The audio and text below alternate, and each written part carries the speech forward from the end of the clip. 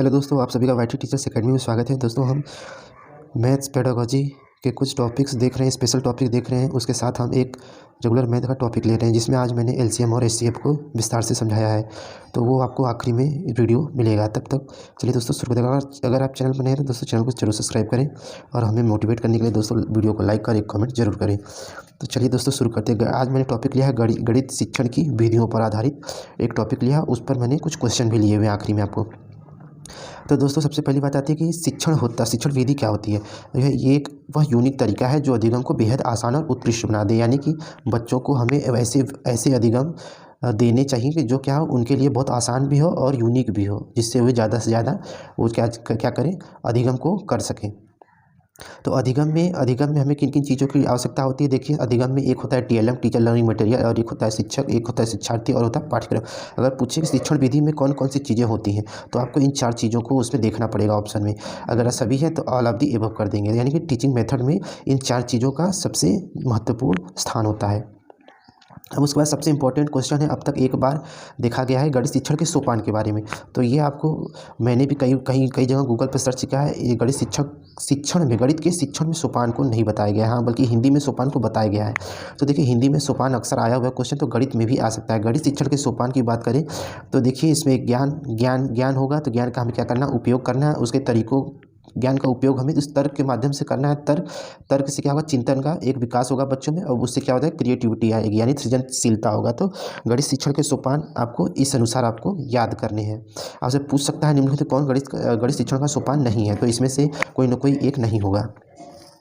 तो इस तरीके से आप सोपान को समझ लिए हैं। चलिए दोस्तों, आप कुछ देख लेते हैं इंपॉर्टेंट शिक्षण की जो शिक्षण विधि आखिर उसकी विशेषता क्या होती है। इसको हम 3 प्रकार से देखेंगे। एक प्रयोग के आधार पर देखेंगे, और एक उद्देश्य के आधार पर देखेंगे, तीसरा आपका बालक केंद्रित देखेंगे। तो सबसे पहले हम देखते हैं प्रयोग के आधार पर शिक्षण की विधि क्या बताएं। शिक्षण विधि आपके कम खर्चीली होनी चाहिए, लचीली होनी चाहिए और व्यवहारिक होनी चाहिए। कम खर्चीली होगी तो इसे हम आसानी से बच्चे को उपलब्ध करा सकेंगे। और लचीली होनी क्यों चाहिए, क्योंकि बच्चे सभी एक प्लेटफॉर्म से नहीं आते हैं। बहुत तरीके के बच्चे होते हैं, कुछ गरीब होते हैं, कुछ अच्छे होते हैं, कुछ का दिमाग अन्यों की अपेक्षा कम, किसी का ज़्यादा होता है। तो क्या करना है, हमको सबको लेकर एक साथ चलना है। यानी कि जो तेज बच्चा होगा क्या करेगा, वो जल्दी अधिगम करेगा, लेकिन जो कमज़ोर होगा वो उसको थोड़ा टाइम लगाएगा। तो इसलिए शिक्षण विधि लचीली होनी चाहिए। सबके लिए अलग अलग तरीके से आप उनको पढ़ाना एक साथ है, लेकिन अलग अलग मेथड से आप पढ़ा सकते हैं। व्यवहारिक होनी चाहिए, यानी कि उनके समाज में उसका उपयोग हो, ऐसी व्यवहारिक एग्जाम्पल आपको देने चाहिए।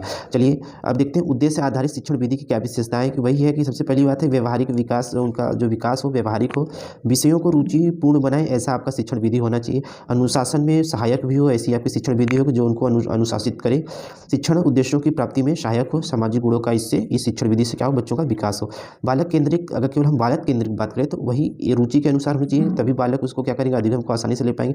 बालकों की मूल प्रवृत्ति पर आधारित हो, यानी कि बालक क्या होता है, बालक छोटा होता है जो बहुत क्रिएटिव होता है, तो उस क्रिएटिव माध्यम से उसको ज़्यादा अच्छी तरीके से सीखता है। तो उसकी मूल प्रवृत्ति के आधार पर जो शर्मीला बच्चा होता है तो उसको भी आपको पढ़ाना। जो तेज होता है, यानी कि जो बोलने में तेज होता है, यानी जिसे बोलते हैं नटखट, उनको भी आपको सबको एक साथ लेके चलना है। इसलिए बालकों की मूल प्रवृत्ति पर ही आधारित आपका शिक्षण अधिगम विधि होनी चाहिए।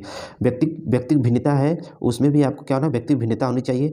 सबको एक अनुसार नहीं पढ़ाने लगेंगे। अगर कोई बच्चा कमज़ोर है तो उस पर भी ध्यान देना है, आपको तेज है उस पर भी ध्यान देना है। गतिविधि केंद्रित होनी चाहिए, आपका क्या होता है, एक्टिविटी बेस्ड आपकी जो होनी चाहिए शिक्षण विधि होनी चाहिए। अगर देखिए, गतिविधि को बहुत एनसीईआरटी फोकस करता है, इसलिए आपको भी जब आप टीचर बनेंगे तो आपको भी गतिविधि आपको भी कराना पड़ेगा। आप इसके लिए आपकी अलग से ट्रेनिंग भी कराई जाती है। चलिए अब कुछ देख लेते हैं शिक्षण विधियों के बारे में। सबसे इंपॉर्टेंट इसमें से आपको 2 है, आगमन है और निगमन विधि है। इसमें भर के क्वेश्चन आए हुए हैं आपके प्रीवियस ईयर में। और देखिए, उसके बाद विश्लेषण और संश्लेषण को एक साथ करके आपको स्टडी करना है। और ये सब जो प्रयोगला विधि, अनुसंधान विधि, इसे कभी क्वेश्चन देखने को मिल जाते हैं, तो इसको हम आसानी से डिस्कस कर लेंगे। सबसे ज़्यादा फोकस करना है आपको आगमन विधि और निगमन विधि, इंडक्टिव और डिडक्टिव मेथड में। देखिए, आगमन जो विधि होती है यह आपका ज्ञात से अज्ञात की ओर चलती है। यानी कि सबसे पहले हमें उसके बारे में थोड़ा बहुत ज्ञात होना चाहिए। उससे क्या करेंगे, हम उससे अन्य चीज़ों को उसके अंदर से निकालेंगे।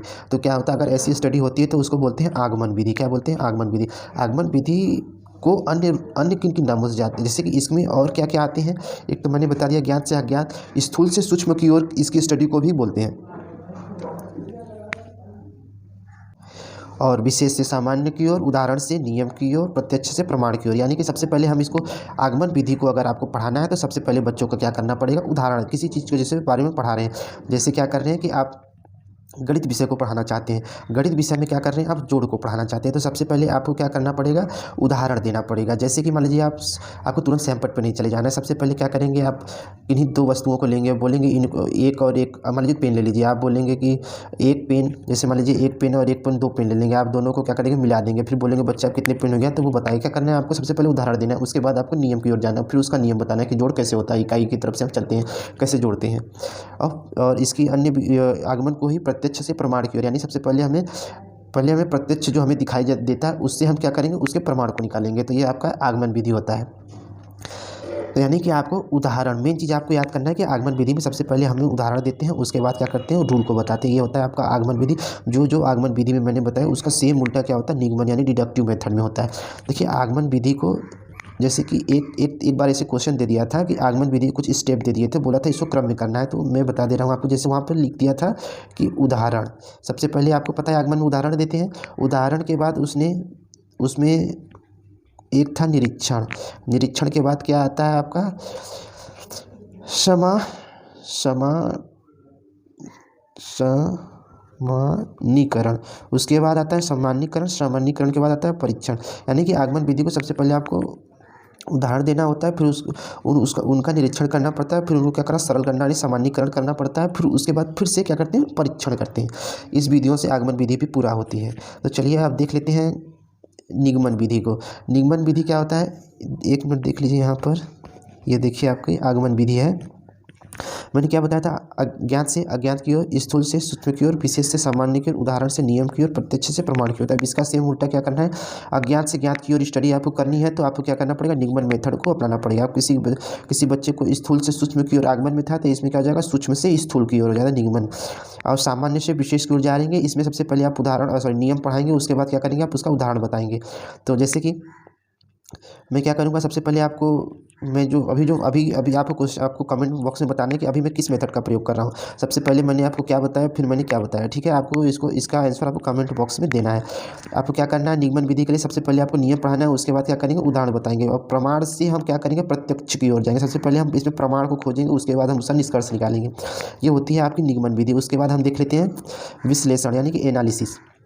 देखिए एनालिसिस और संश्लेषण दोनों को हमें एक साथ पढ़ना चाहिए, क्योंकि दोनों एक साथ जुड़े हुए हैं, लेकिन दोनों एक अलग अलग मेथड होते हैं। देखिए विश्लेषण में क्या होता है, हम किसी चीज़ को अगर हमें स्टडी, जैसे मान लीजिए कि हम आयत पढ़ना है, हमको क्या पढ़ना है, आयत पढ़ना है, पढ़ाना है, तो क्या करेंगे, सबसे पहले हम इनको क्या करेंगे, इनकी लंबाई को पढ़ेंगे, चौड़ाई को पढ़ेंगे, हैं। अगर ये 2D है, अगर इसी को घन आपको पढ़ाना हो तो इसकी थ्री विमीय आकृति हो जाएगी, लंबाई चौड़ाई, इसकी ऊंचाई को बताएंगे। फिर देखिए इससे कितने फलक होते हैं, यानी क्या करेंगे, सबको टुकड़ों में बांट देंगे, यानी कि जहाँ पर टुकड़ों में बांटने की बात आ जाएगी, वहाँ पर क्या हो जाएगा, विश्लेषण हो जाएगा। जो टुकड़ों में बांटने की बात जहाँ पे आएगी, वहाँ पे एनालिसिस होगा, यानी कि हम क्या कर रहे हैं, उसका आयत का एनालिसिस कर रहे हैं। देखिए जो विश्लेषण होता है, इसमें जो किस मेथड का प्रयोग होता है, क्वेश्चन अक्सर पूछा गया है जब भी क्वेश्चन आया है, तो इसमें हम किस मेथड को अप्लाई करेंगे, आगमन आएगा कि निगमन आएगा। तो इस विश्लेषण में हम निगमन मेथड का, देखिए विश्लेषण में हम निगमन मेथड का भी इस्तेमाल करते हैं। इसमें भी हम क्या करते हैं, हमें अज्ञात चीज़ें होती हैं, फिर हम क्या करते हैं, उससे ज्ञात की ओर जाते हैं। देखिए ज्ञात है ना, हमें इसका फार्मूला अगर पता है तो हम क्या करते हैं, सबसे पहले अलग अलग चीज़ों को, फलक को, कोनों को जानते हैं। तो यानी कि हम क्या करते हैं, अज्ञात से हम किसकी तरफ जा रहे हैं, ज्ञात की तरफ जा रहे हैं। इसमें हम ज्यामिति का प्रयोग करते हैं, ज्यामिति का अध्ययन हम विश्लेषण के माध्यम से करते हैं, यानी जियोमेट्री का अध्ययन विश्लेषण के माध्यम से करते हैं। अगर विश्लेषण को हम अपने मेथड में यूज करेंगे तो यह देखिए बहुत टाइम टेकिंग होता है। जिस हिसाब से हम आगमन और निगमन विधि को कर लेते हैं, इसमें बहुत ज़्यादा समय लगता है। और यह जो विश्लेषण होता है उच्च कक्षाओं के लिए होता है, या बच्चों के लिए, छोटे बच्चे इसके लिए नहीं होता है।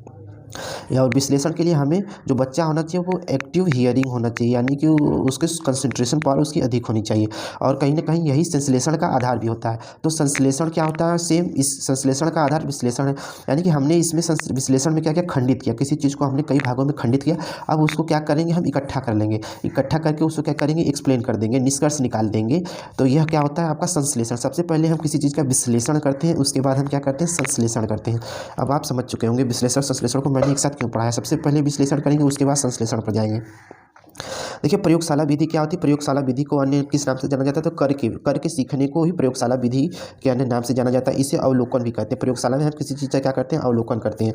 अगर इसमें हम आगमन और निगमन की बात करें तो प्रयोगशाला विधि में हमें आगमन विधि जैसी मेथड का प्रयोग करना पड़ता है। और आपको आगमन पता है कि हम क्या करते हैं, उदाहरण देते हैं, पर फिर क्या करते हैं, हम किसकी तरफ जाते हैं, नियम की ओर जाते हैं। तो प्रयोगशाला विधि में क्या करते हैं, हम सबसे पहले किसी चीज़ को प्रयोगशाला में क्या करते हैं, स्टडी करते हैं। तो उसके पहले हम क्या करते हैं, हमें जो ज्ञात चीज़ होती है उससे हम क्या करते हैं, अज्ञात निकालते हैं। अगर हम मान लीजिए, अगर हम प्रयोगशाला में केमिस्ट्री के कुछ प्रयोग कर रहे हैं, हम एग्जाम्पल के लिए, एग्जाम्पल यहाँ पर तो फिट नहीं बैठेगा, तो क्या करेंगे, हमें सबसे पहले पता होता है कि ये हाइड्रोजन क्या है, क्लोरीन क्या है, उसको कैसे मिलाना है। तो उससे हमें क्या निकलता है, यानी कौन सा नया फार्मूला बना। तो यानी वो अज्ञात हो गया ना, तो हमें क्या करना है, ज्ञात से अज्ञात, यानी कि प्रयोगशाला विधि में हम इंडक्टिव मेथड का प्रयोग करते हैं हद तक। चलिए अब चलते हैं आपका अनुसंधान विधि देख लेते हैं। अनुसंधान विधि नाम से पता चलता है कि इसमें क्या होगा, एक समस्या होगा, आपकी एक प्रॉब्लम होगी, उस प्रॉब्लम को हमें क्या करना पड़ेगा, कारणों को खोज करना पड़ेगा। उसकी खोज, जब हम समस्या होगी तो उसके लिए पीछे कारण तो होगा, उसकी खोज करने के लिए हमें क्या करना पड़ेगा, कुछ तो एज्यूम करेंगे, यानी कि परिकल्पना करेंगे। फिर जो हमने परिकल्पना यानी एज्यूम किया है उसको क्या करेंगे, टेस्ट यानी परीक्षण करेंगे। परीक्षण करने से हमें क्या पता चलेगा कि आखिर वो समस्या किस कारणों से हुई थी। तो इस मेथड को क्या करते हैं, अनुसंधान विधि कहते हैं। हालांकि ये बच्चों के लिए नहीं होती है, फिर भी आप जान लीजिए कि मेथड कितने होते हैं। आपके मेन ऊपर के 4 मेथड थे, आपको जो जानने चाहिए थे। उसके बाद हम चलते हैं परियोजना विधि। परियोजना विधि क्या होती है, इसे जैसे लर्निंग बाय डूइंग जानते हैं आप, learning by doing, learning by doing, जो लर्निंग बाय डूइंग परियोजना विधि में ही होता है। यानी कि हम क्या करते हैं, हम लर्निंग जो करते हैं करके सीखते हैं, ठीक है, यानी यह भी क्रियात्मक होती है। इसमें क्या होता है, कौशलों का विकास इस परियोजना के माध्यम से अधिक होता है। और यह जो विधि होती है बहुत आनंददायक होती है। इसमें सामाजिक गुणों का भी समावेश होता है। पर किस विधि में, किस क्वेश्चन आपसे पूछ लेगा, किस विधि में सामाजिक गुणों का समावेश होता है, वह आनंददायक होती है। तो यह परियोजना विधि होती है। उसके बाद चलते हैं हम डिमॉन्स्ट्रेशन यानी कि प्रदर्शन विधि। इस पर एक क्वेश्चन आया है तो उसको भी हम देख लेंगे। तो डिमॉन्स्ट्रेट मतलब क्या होना, दर्शाना, दिखाना, यानी किसी चीज़ का प्रदर्शन करना। तो इसमें सबसे पहले हम क्या होता है, किसी चीज़ को बारे में हम बात करते हैं तो हम क्या करते हैं, उस पर डेमो, जैसे कि हम किसी के क्लास को लेने से पहले हम उसके बारे में क्या करते हैं, हम जाते हैं डेमो क्लास लेते हैं। तो डेमो क्लास ये एक प्रकार से वही समझ लीजिए कि हमें क्या है, एक किसी चीज़ के बारे में डेमो देना। तो यह प्रदर्शन विधि है, रटन तो नहीं होती है। इसमें हमें क्या करना पड़ता है, एक प्रोसीजर होता है, उसको समझना पड़ता है। तो ये होता है आपका प्रदर्शन विधि। तो अगर इसमें प्रदर्शन विधि में स्टेप्स की बात करें तो देखिए सबसे पहले क्या होगा, देखिए प्रदर्शन विधि में आप क्या करेंगे, सबसे पहले आप क्या करेंगे, योजना बनाएंगे। क्या करेंगे, किसी चीज़ को आपको प्रदर्शन करना है तो उसका योजना बनाएंगे, उस योजना की तैयारी करेंगे। फिर क्या होगा, विषय वस्तु के बारे में प्रस्तुतिकरण करेंगे। फिर उसकी जो सामग्रियां हैं उसको प्रस्तुत करेंगे। फिर उसके बारे में कुछ प्रयोग करेंगे, यानी जो योजना आपने बनाई है उसको क्या करेंगे, आपको कहीं उस, जैसे कोई भी गवर्नमेंट योजना बनाती है तो उसको अप्लाई करती है ना, तो यानी कि वही प्रयोग करेंगे, उसको हम लागू करेंगे। फिर उसका क्या होगा, परिणाम तो आएगा कि रिजल्ट क्या हुआ। जैसे कि उज्ज्वला योजना है कि हमने 8 करोड़ लोगों को दिया, 10 करोड़ लोगों को दिया, तो उसका परिणाम क्या आएगा, वो आखिरी में उसका परिणाम होगा। तो ये क्या है, एक प्रकार से डिमॉन्स्ट्रेशन विधि है। व्याख्यान विधि क्या होता है, किसी वस्तु के बारे में लेक्चर के माध्यम से क्या करते हैं, व्याख्या करते हैं। हालांकि छोटे बच्चों के लिए यह नहीं होती है, तो व्याख्यान विधि बड़ों बच्चों के लिए, आपको बस इतना समझना है। खेल विधि से आप बच्चों को आराम से पढ़ा सकते हैं और ये आपको अच्छी मेथड मानी जाती है। हालांकि यह टाइम टेकिंग होता है, इसमें क्या होता है, सिलेबस जल्दी पूरा नहीं होता है। तो खेल विधि ये होता है। समस्या समाधान विधि क्या होता है, इसमें क्या होता है, एक समस्या होता है, उसका समाधान निकालते हैं। इस विधि को हम क्या कहते हैं, समस्या समाधान। इसमें आपका प्रस्तुतिकरण, एक समस्या होगा, समस्या का क्या करेंगे, आप प्रस्तुतिकरण करेंगे। फिर क्या करेंगे, उसको आप समस्या को किन किन मेथड से आप सॉल्व कर सकते हैं। फिर क्या करेंगे, उसका विश्लेषण करेंगे। फिर विश्लेषण करने पर उसका निष्कर्ष निकालेंगे तो निष्कर्ष का जो आएगा उसका परीक्षण करेंगे। फिर क्या, सबको समाहित करेंगे। तब क्या हो जाएगा, समस्या का समाधान आपका होगा। समस्या का समाधान करने के लिए सबसे पहले आपको समस्या खोजनी होगी। उस समस्या कौन कौन सी है उसको क्या करेंगे, प्रस्तुत करेंगे। उसके हल कितने हैं, खोज कितने हैं। फिर क्या करेंगे, उसका विश्लेषण करेंगे। फिर निष्कर्ष निकालेंगे। निष्कर्ष का फिर देखिए परीक्षण भी करते हैं। आपको आखिरी स्टेप क्या है, निष्कर्ष का परीक्षण करना। और सबसे पहला स्टेप क्या था आपका, किसी समस्या का पहचान करना, यानी समस्या को पहचान करेंगे, आखिरी स्टेप निष्कर्ष निकालेंगे। जैसे मान लीजिए कि आप एक समीकरण ले लेते हैं, 5x + 7 = 27 को हल करना है। तो हल करना है, क्या करना पड़ेगा, हम एक समस्या होगी, हमको हल करना है, तो हमने क्या किया, इसको प्रस्तुतिकरण किया। अब इसको हम क्या करेंगे, अब इसके हल खोजेंगे। तो हम सबसे पहले क्या करेंगे, 7 को हम इस साइड, राइट हैंड साइड ले जाएंगे। उसके बाद घटाएंगे, तो हम अभी विश्लेषण करेंगे। उसके बाद अच्छा इतना आ जाएगा, फिर यहाँ पर x बचेगा, इसके साथ क्या है 5 है, तो इसको बट्टे में ले जाएंगे। ये हम क्या कर रहे हैं, विश्लेषण कर रहे हैं। फिर उसके बाद सॉल्व करेंगे, उसका निष्कर्ष निकालेंगे। फिर हम परीक्षण करेंगे। फिर जो वैल्यू आएगी इसमें पुट कर देंगे। फिर देखेंगे क्या वैल्यू 12 बन रही है, यानी कि हम क्या करेंगे, उसका परीक्षण करें, निष्कर्ष का परीक्षण कर रहे हैं। इस मेथड से समस्या समाधान विधि को सॉल्व करते हैं। तो आई थिंक आपने सबको समझ लिया। आपको मैंने बता दिया कि आगमन, निगमन, संश्लेषण, विश्लेषण, आपको इस पर अधिक ध्यान देना है। बाकी जो होता है बड़े लोगों के मेथड के लिए यूज होता है। अब दोस्तों आपका LCM एलसीएम एचसीएफ पे चलते हैं। तो शुरू करते हैं एलसीएम एचसीएफ। तो सबसे पहले सबसे इंपॉर्टेंट टॉपिक होता है, डायरेक्टली आपको क्वेश्चन बहुत कम देखने को मिलते हैं, इनडायरेक्टली इसमें किसी क्वेश्चन में एलसीएम एचसीएफ के बिना वो क्वेश्चन नहीं हो सकता है, इसलिए यह टॉपिक आपके लिए बहुत ही ज़्यादा इंपॉर्टेंट है। तो आपको आसानी से हम समझाएंगे, बिल्कुल बिल्कुल स्लोली, हर कोई समझ जाएगा। तो एलसीएम का सबसे पहले फुल फॉर्म में ही उसका आंसर छुपा हुआ है। एलसीएम यानी लिस्ट कॉमन मल्टीपल, यानी कि इसी नाम में इसका सोल्यूशन भी है। एचसीएफ हाईएस्ट कॉमन फैक्टर, यहाँ पर देख रहे हैं मल्टीपल, यहाँ पर फैक्टर, यहाँ पर हम फैक्टर करेंगे, यहाँ पर क्या करेंगे मल्टीपल करेंगे। हालांकि हमने 2-3 मेथड यूज किए हैं। सबसे पहले हम एलसीएम सीखते हैं। देखिए एलसीएम दो पूर्णांक, यानी जैसे मान लीजिए दो पूर्णांक ए बी है, क्या है दो पूर्णांक ए बी है, का एलसीएम उस सबसे छोटी धनात्मक पूर्णांक को कहते हैं जो ए तथा बी दोनों से विभाजित हो सके। यानी कि कोई एक ऐसे धनात्मक पूर्णांक आएगा ए बी का, जो ए और बी यानी ए बी यानी कुछ वैल्यू होगी, ए बी से क्या हो पूरी पूरी कट जाए, यानी कि वो ऐसी धनात्मक संख्या पूर्णांक आएगा। जैसे 12 और 18 का एलसीएम क्या होगा, तो मैंने आपको इसके पहले भी इस पर मैंने पढ़ाया हुआ है, तो उस पर मैंने बताया था कि एक मैंने साधारण सा मेथड बताया था कि जो सबसे बड़ी संख्या होती है या तो वही उसका एलसीएम होता है या तो फिर उसका मल्टीपल।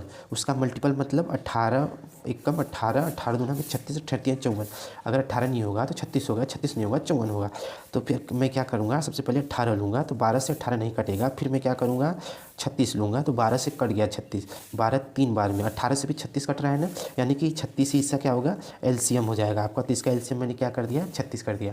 देखिए बिल्कुल कितना आसानी से। लेकिन सबसे पहले आपको मेन मेथड जो आप अब तक सीख जानते हैं, चलिए उसको देखते हैं। भाग विधि, भाग विधि से मेथड से कैसे एलसीएम निकालते हैं। 2 3 4 5 10 जितनी वैल्यू दे दे उसका क्या करना है आपको, अभाज्य संख्याओं से, केवल याद रहे आपको अभाज्य संख्याओं का ही प्रयोग करना है। 2 3 5 7 याद रहे, आप सम संख्याओं का प्रयोग नहीं करेंगे। सम एकमात्र 2 ही होती है, जो सबसे छोटी अभाज्य संख्या और सम संख्या होती है, इसलिए 2 का इस्तेमाल करते हैं। उसके बाद 3 का इस्तेमाल, आप 4 का इस्तेमाल नहीं कर सकते कि 4 से कट रहा है तो 4 को काट दें, नहीं गलत हो जाएगा आपका उत्तर। छोटे नंबर में तो सही होगा, लेकिन बड़ा डिजिट होगा तो आपका उत्तर गलत आएगा। तो सबसे पहले सबसे छोटी अभाज्य संख्या लेंगे, उसका उससे बड़ी लेंगे। तो देखिए 2 छक्का 12, 2 9 18, फिर 2 से जाएगा 2 3 6, फिर देखिए जब जो जो नहीं जाता है उसको एज इट इज क्या करते हैं लिख देते हैं। 2 के फाड़े में 9 नहीं आता है तो मैंने 9 को उतार दिया। फिर 3 से गया, 3 1 3, 3 3 9, 3 बार में गया तो 3 फिर बचा, अभी 3 3 9 तो 3 बचा है ना। तो फिर 3 से गए, हमें क्या करना पड़ता है भाग विधि में, हमको नीचे हमसे एक एक लाना ही लाना है, तब तक एक नहीं आएगा तब तक आपको एक करते जाना है भाग मेथड में। फिर क्या करना है एलसीएम निकालने के लिए सबको आपस में गुणा कर देते हैं। तो मैंने गुणा कर दिया, 2 गुणे 2 गुणे 3 गुणे 3। तो जब इसको 3 3 9, 9 चौका 36, तो आपका क्या हो जाएगा एलसीएम 36। लेकिन देखिए इस पर क्वेश्चन कैसे आते हैं भाई, क्वेश्चन नहीं आप देखेंगे तो कैसे जानेंगे क्वेश्चन क्या डायरेक्टली आया था, नहीं बिल्कुल डायरेक्टली नहीं आया था। एक चौराहे पर लगी 4 ट्रैफिक बत्ती क्रमशः 30 सेकेंड 45 सेकेंड 1 मिनट 75 सेकेंड में बदल जाती है। यानी कि एक चौराहा था जिस पे 4 ट्रैफिक लाइट लगी हुई थी, जो 30 सेकेंड 45 सेकेंड 1 मिनट और 75 सेकेंड में बदल जाती है। तो सभी बत्तियों एक साथ दोपहर 1:35 पर बदलती है, तो अगली बार वो कब एक साथ बदलेंगी। तो इसके लिए जब कोई भी चीज़ एक बार बदलनी होती है तो क्या करना पड़ता है हमें, जो चीज़ नंबर लिखा हो सबसे पहले उसको लिख लीजिए। 30 सेकेंड 45 सेकेंड, 1 मिनट को भी 60 सेकेंड में कर लीजिए, 75 सेकेंड। यानी कि आपको ये जितनी भी इसके जितने भी आपको वैल्यू दिए हुए हैं उसके साथ का जो सेकंड है उसको आप सबको एक, या तो सबको आप मिनट में कर लीजिए या तो सबको सेकंड में कर लीजिए, आपके ऑप्शन के ऊपर में डिपेंड करता है किस प्रकार से। अब देखिए इनको क्या करना है, देखिए सबसे पहले समझिए, यानी कि बोल रहा है कि ये घड़ी 30 सेकंड 45 सेकंड 60 सेकंड 75 सेकंड बाद, यानी कि ये 75 सेकंड बाद बदलती है, ये 60 सेकंड बाद बदलती है, ये 45 सेकंड बाद बदलती है, ये 30 सेकंड में बदल जाती है। यानी कि जब ये 75, ये वाला जो सबसे बड़ा वाले को देखिए 75 सेकंड में बदलता है, तब तक 30 सेकंड वाला 2-2.5 बार बदल चुका होगा, तब तक ये 1.5 बार बदल चुका होगा, तब तक ये 1.25 बार बदल चुका होगा। ये कब एक बार फिर से बदलेंगी, तो एक बार एक साथ बदलने के लिए एक बार हमें एक ऐसी वैल्यू निकालनी होगी जिसको ये सब डिवाइड कर दें। क्या कर दें, सब के सब डिवाइड कर दें। तो मैंने क्या बोला था, जब सब के सब डिवाइड कर दें मतलब एलसीएम, क्या करना है हमें एलसीएम निकालना है। तो मैंने क्या बताया, जो सबसे बड़ा होता है वही होता है एलसीएम, या तो उसका मल्टीपल होता है। तो सबसे पहले मल्टीपल आप करेंगे तो आसानी से नहीं होगा, तो हमें क्या करना है 30 45 60 75 से ऐसे अभाज्य गुणनखंडों से कर लेना है।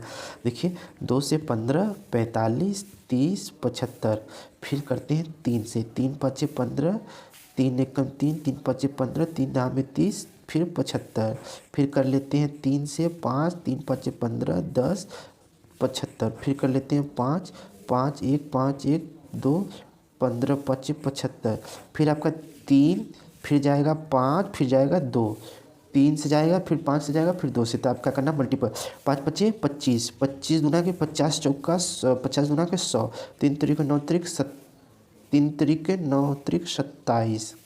नहीं, अब हमें क्या करना है, एक बार अगली बार कब एक साथ बदलेंगे, तो इसको क्या करना है, ये सेकंड में है सब ना, सब सेकंड में है, तो इसको कब से पहले मिनट में बदल देते हैं। 6 6 6 चौके 24, 6 चौके 24 और 3 आया, तो 6 5 30, 6 5 30 यानी 45 मिनट बाद। कितने मिनट बाद, 45 मिनट बाद, यानी कि 1:35 पर बदली थी, यानी फिर अगले पे 45 मिनट जोड़ लेंगे, यानी 45 मिनट जोड़ लेंगे तो वह अगली बार का समय बताएगा। यानी कि 5 5 10, 4 3 7, 7 1 8 और 1 घंटा 80 मिनट। तो 1 हावर और इससे 1 हावर इसको और बना लीजिए, 1 हावर प्लस कितना बच जाएगा, 20 मिनट, यानी 2 हावर, यानी कि 2:20 पर फिर आपस में एक साथ मिलेंगे। ठीक है, अब चलिए आपको HCF देख लेते हैं। देखिए, हाईएस्ट कॉमन फैक्टर, इसको हम सबसे पहले फैक्टर मेथड से सीखेंगे। HCF उन सबसे बड़ी संख्या यानी धनात्मक पूर्णांक को कहते हैं जो दिए गए संख्या में भाग देने पर पूर्णतः विभाजित कर दे। यानी जो दी गई संख्या है, एक कोई ऐसी सबसे बड़ी संख्या होगी जो इनको क्या करेगी, इनको डिवाइड कर देगी।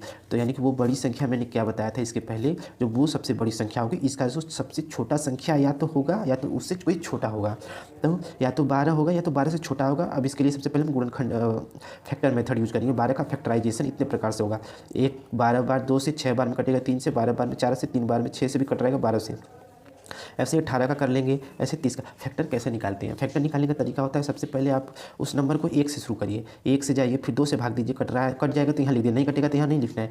3 से कट रहा है तो मैंने तब लिखा है, 4 से कट रहा है 12 तब लिखा है, 5 से देखिए नहीं कट रहा था तो मैंने यहाँ 5 गुना 10 5 15 हो रहा है, नहीं तो मैंने 5 नहीं लिखा है। जिससे जिससे कटेगा यहाँ पर उसको लिख लेंगे। उसके बाद जो सबसे बड़ी संख्या सबसे कॉमन होगी तीनों में, जो सबसे बड़ी संख्या तीनों में कॉमन होगी, देखिए 2 भी कॉमन है 3 भी कॉमन है, लेकिन सबसे बड़ी संख्या जो कॉमन क्या है, 6 है, 12 नहीं है, तो इसलिए इसका HCF क्या हो जाएगा आपका, 6 हो जाएगा। ठीक है ना। अब वैसे ही दूसरी मेथड है इसका भाग विधि। भाग विधि 12 18 30 का सबसे पहले जो सबसे छोटी से उससे बड़ी वाले में क्या करेंगे, भाग देंगे। भाग करने का यही मेथड होगा, एक बार में जाएगा तो यहाँ पर 6 आएगा, फिर जो 6 आएगा जिससे मैंने भाग दिया था उसको उससे अब भाग देंगे, उसमें भाग देंगे, यानी 6 को 12 से भाग 12 में 6 से भाग देंगे, तो 6 दूना के 12, यानी कि आपको 0 लाना पड़ता है। फिर जो बचा है जो आपका क्वोशेंट है उससे अब अगली वाली संख्या में, अगली संख्या 30 बची है ना, इसमें भाग देंगे, तो 6 5 30 बार में ही कट गया, यानी कि जो बच गया वही आपका HCF हो जाता है। तो यही आपका क्या हो गया, HCF हो गया। इसके क्वेश्चन देख लीजिए किस प्रकार से आए हुए थे। यदि दो संख्याओं का अनुपात 3:4 है तो उनका LCM 84 है, तो सबसे बड़ी संख्या, एक ऐसे कभी कभारी क्वेश्चन देखने को मिलते हैं। तो जैसे दो संख्या है, उस संख्या में पूछ रहा है सबसे बड़ी संख्या क्या है। तो देखिए जब अनुपात से क्वेश्चन दिए होते हैं तो सबसे पहले क्या होता है, इसको क्या होता है, सबसे पहले आप इसको यूनिट में बदल दीजिए, यानी कि अनुपात से यूनिट में बदल दीजिए। तो यूनिट में बदलने के लिए किसी एक ही क्या करना पड़ेगा आपको, चर संख्या से क्या कर दीजिए, गुणा कर दीजिए। तो क्या करना है, मैंने x से गुणा कर दिया, यानी अब क्या हो गया, ये यूनिट में बदल गए, यानी कि अब इन्हें आपस में हम जोड़ सकते हैं, गुणा कर सकते हैं। तो अब क्या करेंगे, देखिए इनका अब ये दो संख्या हमारी 3x हो गई, 4x हो गए। अब क्या बोला है कि इनका LCM 84 है। अब इसका LCM कितना है, 84 है, लेकिन हमारे हिसाब से इसका LCM कितना हो रहा है, LCM क्या होता है, जितना होता है या तो सबसे बड़ा ही LCM होता है या तो उसका मल्टीपल होता है जो इसको डिवाइड कर दे। 4 दूना के 8 नहीं कटेगा, 4 3 12, 12 से कट गया ना, तो इसका LCM 12 हो गया ना। फिर एक इसका जो ये यूनिट है वो ले लेंगे, यानी कि 12x बराबर 12x आ गया इसका LCM, लेकिन क्वेश्चन में बोला है कि इनका LCM 84 है, इसका LCM कितना है, 84 है, हमारा हिसाब से LCM कितना है, 12 है। तो 12x बराबर कितना कर देंगे, 12x बराबर कितना कर देंगे, 84। अब इससे काट देंगे, 12 12 6 मतलब 12 7 84, x बराबर कितना आ गया आपका, 7 आ गया। अब मैंने 3x और 4x किया था, ये यूनिट में बदला था, यही यूनिट का मान आया है ना। अब 7 का मल्टीप्लाई कर दीजिए, 7 लिखिए 21, 7 चौक 28। तो सबसे बड़ी संख्या पूछा है, तो सबसे बड़ी संख्या आपकी कितनी हो गई, 28 हो गया। सबसे छोटी पूछता है तो 21 हो गई। तो इस प्रकार से आप इस क्वेश्चन को कर सकते थे। दोस्तों आपको हमारे वीडियो कैसा लगा है नीचे ज़रूर कमेंट करें। अगर आपको कुछ भी समझ में नहीं आता है तो हमें ज़रूर कमेंट करके बताएं, उसको हम और इजीली तरीके से बताने की कोशिश करेंगे। फिर मिलते हैं नेक्स्ट वीडियो में, तब तक के लिए जय हिंद।